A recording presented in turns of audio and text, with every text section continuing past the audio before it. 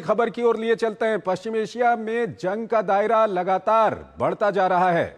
America और Iran के बीच हमलों का सिलसिला अब नए मोर्चों तक पहुंच गया है। राष्ट्रपति ट्रंप ने ईरान को कड़ी चेतावनी देते हुए बड़े सैन्य अभियान के संकेत दिए हैं।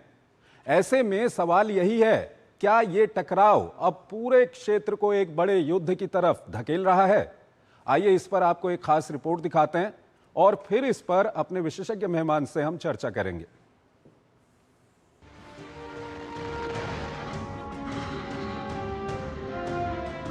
अमेरिका ईरान के बीच हमलों का सिलसिला लगातार 13वें दिन भी जारी रहा। अमेरिका ने ईरान के 5 शहरों खोंदाब, खुर्रमाबाद, कोनारक, जास्क और राजधानी तेहरान में अलग अलग जगहों को निशाना बनाया। सेंटकॉम के मुताबिक इन हमलों में ईरान के सैन्य कमांड सेंटर, ड्रोन स्टोरेज, संचार नेटवर्क, तटीय निगरानी ठिकानों और समुद्री क्षमताओं को निशाना बनाया गया। पलटवार करते हुए ईरान ने जॉर्डन, बहरीन और कुवैत में अमेरिकी ठिकानों को निशाना बनाने का दावा किया है। दोनों देशों के बीच संघर्ष हॉर्मुज से निकलकर लाल सागर में बाब अल मंदेब की तरफ बढ़ता हुआ दिखाई दे रहा है। सऊदी अरब के 2 तेल टैंकरों पर हुए हमले के बाद राष्ट्रपति ट्रंप ने अपने तेवर कड़े कर लिए हैं। उन्होंने ईरान से 2 टूक कह दिया है कि यमन के हुती समूह को रोको, वरना इसका खामियाजा तेहरान को ही भुगतना पड़ेगा। अब से किसी भी जहाज, उसके कार्गो या उससे जुड़ी संपत्ति को नुकसान होने पर उसका हर्जाना अमेरिका के नियंत्रण में मौजूद ईरानी फंड से दिया जाएगा। ट्रंप ने कहा कि ये व्यवस्था अगली सूचना तक लागू रहेगी। उन्होंने ये भी कहा कि नुकसान की रकम काफी बड़ी हो सकती है। इस पर ईरान ने तीखी प्रतिक्रिया देते हुए कहा, किसी देश की संपत्तियों को फ्रीज कर भविष्य के असंबंधित दावों के भुगतान के लिए इस्तेमाल करना बेहद खतरनाक मिसाल होगी। इसके अलावा ट्रंप ने कहा कि अमेरिका ईरान के खिलाफ दोबारा बड़े सैन्य अभियान पर गंभीरता से विचार कर रहा है। उन्होंने कहा कि प्रस्तावित कार्रवाई ऑपरेशन इपिक फ्यूरी के दौरान किए गए हमलों से भी ज्यादा बड़ी हो सकती है। हालांकि उन्होंने साफ किया कि अब तक इस पर अंतिम फैसला नहीं लिया गया।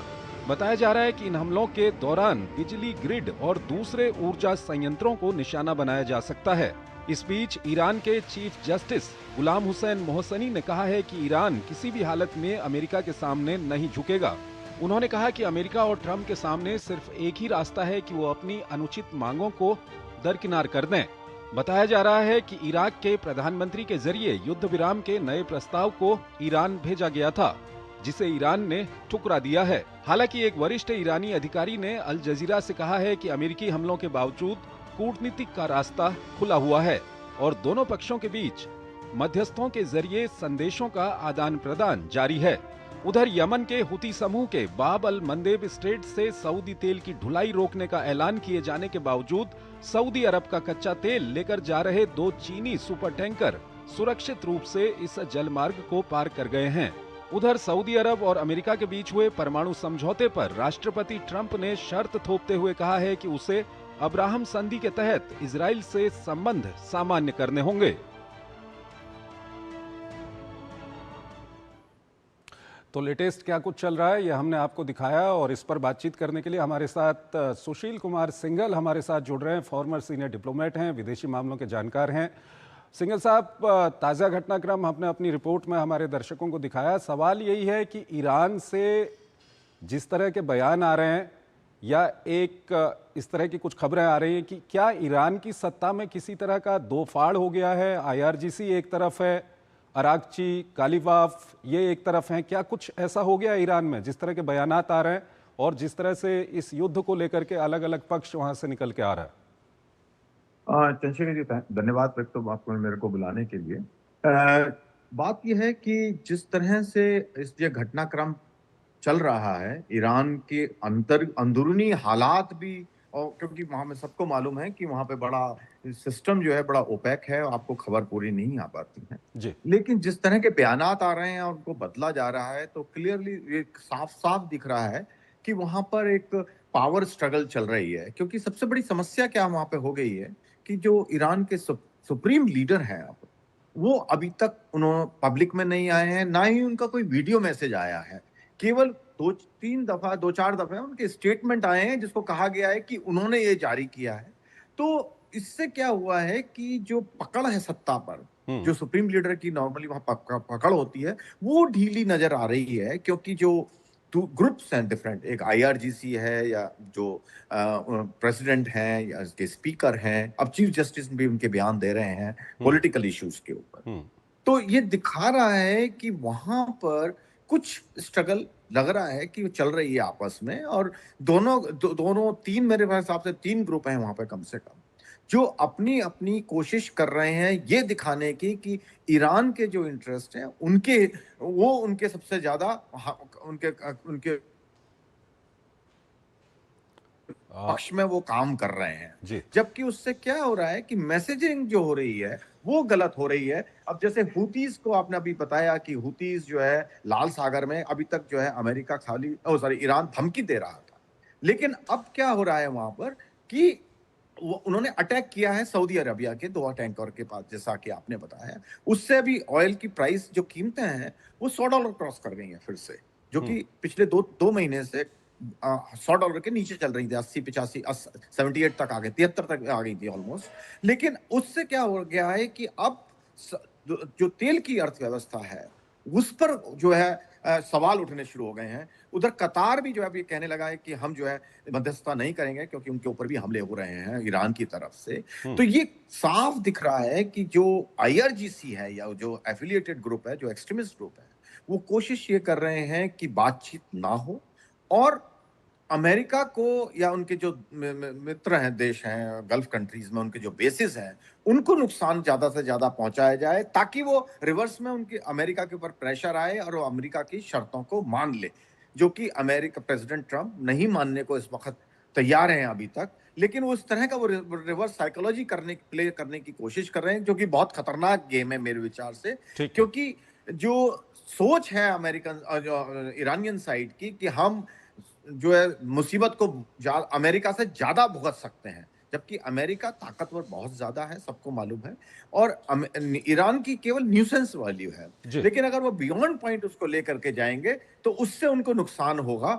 ये बहुत साफ साफ मुझे इस सब में दिख रहा है, क्योंकि ट्रंप जिस तरह से धमकी दे रहे हैं, अगर उन्होंने आधा भी वो कर दिया हम्म। तो ईरान के लिए जो ऑलरेडी बहुत इकोनॉमिक समस्या है, इंफ्रास्ट्रक्चर उनका टूट गया है, उसकी बहुत बड़ी उनको खमियाजा भुगतना पड़ सकता है उसका। सिंगर साहब, तो इस सब के बीच जो ट्रम्प की धमकी है, नई धमकी है, वो कहते हैं कि हूती के हमले के लिए भी अब ईरान को कीमत चुकानी पड़ेगी, ईरान के ऊपर हमले होंगे।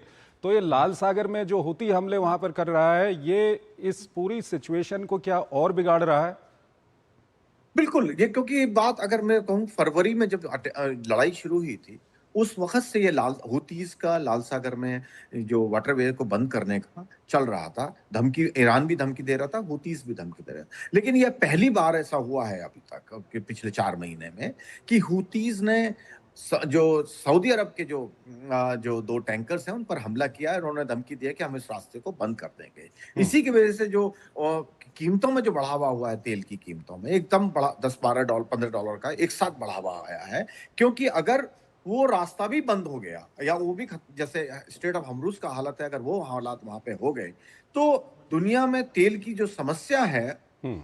वो और बढ़ने की संभावना है, और कीमतें और बढ़ेंगी। तो इसमें कोई शक नहीं है, जो जिस तरह से प्रेसिडेंट ट्रंप, क्योंकि उनको भी मालूम है कि अगर ये हुतीज अगर वहां लाल सागर का रास्ता बंद कर देंगे तो उससे समस्या बढ़ेंगी।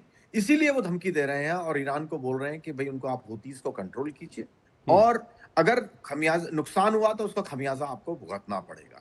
लेकिन उसको कितना वो करेंगे, क्योंकि वो ऑप्शंस की बात कर रहे हैं, उनके पास में ऑप्शंस हैं, बहुत सारी ऑप्शंस हैं उनके पास में, हम्म। लेकिन उसमें वो किस हद तक आगे बढ़ेंगे, ये एक बड़ा सवाल पैदा होता है। क्योंकि जिस तरह से वो एक्ट करते हैं, वो क्योंकि कंट्रोल वे में अटैक कर रहे हैं वो अभी तक, अगर हम देखें पिछले 12 13 दिन से जो अटैक हो रहे हैं, वो ऑल आउट वार के निशान नहीं है, कि बड़े पॉइंटेड अटैक करने की कोशिश कर रहे हैं। लेकिन एस्केलेशन की जो धमकी दे रहे हैं हम्म। कि उनके जो पुल है, अगर एक शिप टूटेगा, अटैक होगा, तो हम एक ब्रिज उनका तोड़ देंगे, या इंफ्रास्ट्रक्चर को, या एक जो उनका जो अमेरिका के न्यूक्लियर इंस्टॉलेशन है हम्म। जो पहाड़ के नीचे है, उसके बारे में बात कर रहे हैं कि हम उसको भी फिर अटैक करेंगे। सर, यहाँ पर एक अगर सवाल इस एक तरह और से आता है कि जो अमेरिका की ओर से कहा गया है कि अब जहाज़ों को जो नुकसान होगा उसकी कीमत चुकानी पड़ेगी, जो ईरान के फ्रीज एसेट्स हैं दूसरे देशों में, उससे उसकी कीमत अमेरिका चुकाएगा।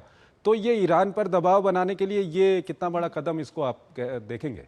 मेरे विचार से जो धमकी दे रहे हैं प्रेसिडेंट ट्रम्प कि हम उसको असेट्स तो उन्होंने ऑलरेडी फ्रीज की हुई हैं, और लेकिन अभी जब समझौता हुआ था जून में, तब ये था कि उनको खोल दिया जाएगा, और ये मेरे विचार से ये प्रैक्टिकल नहीं हो पाएगा, क्योंकि जब शांति की वार्ता होगी अल्टीमेटली तो इसमें रिजोल्यूशन पीस से ही निकलेगा, समझौता ही होगा, डिप्लोमेटिक सॉल्यूशन ही निकलेगा। तो उसमें मेरे विचार से इसकी जो जैसा वो मेरे ख्याल से धमकी की तरह से ही हम इसको ले सकते हैं कि, लेकिन एक्चुअल में इसको करना मेरे विचार से बहुत मुश्किल बात होगी। ठीक है सर, एक अंतिम सवाल है सर, इसको दर्शक भी इसको जानना चाहेंगे कि ईरान के ऊपर जो हमले हो रहे हैं, वो अमेरिकी जो एयरक्राफ्ट कैरियर हैं वो मुश्किल से ईरान से 150 किलोमीटर दूर हैं, लेकिन ईरान उन पर ना हमले करके कुवैत में, दूसरे देशों में जो वहाँ पर सिविलियन इंफ्रास्ट्रक्चर है, डिसैलिनेशन प्लांट हैं, या कुवैत में इंटरनेशनल एयरपोर्ट है, इस पर हमले कर रहा है। तो ये ईरान की किस तरह की रणनीति है? देखिए, बहुत साफ रणनीति है ईरान की, क्योंकि वो अब क्या कर रहा है कि अमेरिका को ज्यादा नुकसान नहीं पहुंचाना चाहता, लेकिन गल्फ कंट्रीज उसके लिए सॉफ्ट ऑप्शन है, तो उनके द्वारा अमेरिका के ऊपर प्रेशर डालने की कोशिश कर रहा है, और काफी हद तक वो कामयाब भी है इसमें, क्योंकि जो गल्फ कंट्रीज हैं वो सजेस्ट कर रहे हैं प्रेसिडेंट ट्रम्प को कि भाई आप बातचीत के टेबल पे दोबारा से आइए, इनको बातचीत करिए ताकि सॉल्यूशन निकले। तो यही उनकी टैक्टिक है। इसी वजह से वो ईरान अमेरिकन जो शिप्स हैं, आपने बिल्कुल सही कहा, उनके युद्ध पोत बिल्कुल बहुत पास में है, बहुत आसान है, उतना दूर जा रहे हैं लेकिन पास में अटैक नहीं कर रहे हैं। तो मेरी वजह से, जैसे मैंने कहा, दो वजह है। एक तो है कि डायरेक्ट कन्फ्रंटेशन नहीं चाह रहा, इसको एस्केलेट नहीं करना चाहता, और सॉफ्ट ऑप्शन इस्तेमाल करके प्रेशर बिल्डअप करने की कोशिश की जा रही है ईरान की तरफ। ठीक है सर। सर हमारे साथ बने रहिएगा, एक और महत्वपूर्ण खबर है, उस पर अभी हम बातचीत करेंगे। एक छोटा सा हमको यहाँ पर ब्रेक लेना है, एक छोटा सा ब्रेक।